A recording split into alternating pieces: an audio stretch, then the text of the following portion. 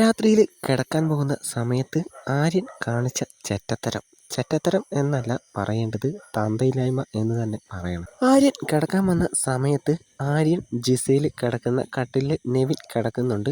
ആര്യം പറഞ്ഞിട്ട് അവൻ എണീക്കുന്നില്ല.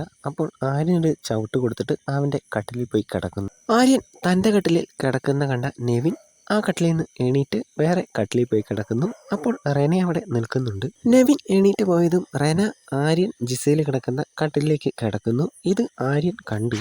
ഇവനാണെങ്കിൽ ഇവളുടെ പുറത്തേക്ക് കയറി അങ്ങ് കിടക്കുകയാണ്. അത് ഒരുമാതിരി തന്തയില്ലായ്മയല്ലേ കാണിക്കുന്നത്. റെന പെട്ടെന്ന് എണീറ്റ് ബിന്നിയുടെ അടുത്തേക്ക് പോകുന്നുണ്ട്. ബിന്നി ഇതെല്ലാം കണ്ടുകൊണ്ടാണ് കിടക്കുന്നത്. റെന വല്ലാണ്ട് പേടിച്ചു, ശരിക്ക് ഷോക്കായി. ആര്യൻ ഇങ്ങനെ ചെയ്യുമെന്ന് റെന വിചാരിച്ചില്ല. ബിന്നിയോട് ഇതിനെപ്പറ്റി പറഞ്ഞ് റെന വല്ലാതെ കരയുന്നുണ്ട്.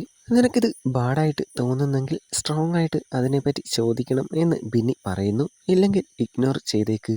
ഒനിലിൻ്റെ പോലെയല്ല, ഇത് ആര്യൻ അറിഞ്ഞുകൊണ്ട് മനഃപൂർവ്വം ചെയ്തതാണ്.